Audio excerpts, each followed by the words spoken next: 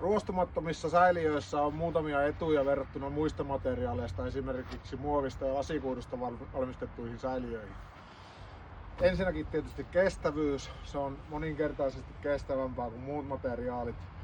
Sen korjaaminen on helpompaa, jos sattuu joku haaveri. Sen korjaaminen onnistuu hitsaamalla ja paikkaamalla huomattavasti paljon helpommin. Elinkaarikustannuksia jos ajatellaan, niin ruostumaton säiliö on arvokas vielä romunakin siellä elinkaarisen loppupäässä. Eli sillä on vielä ihan hyvä romun arvo.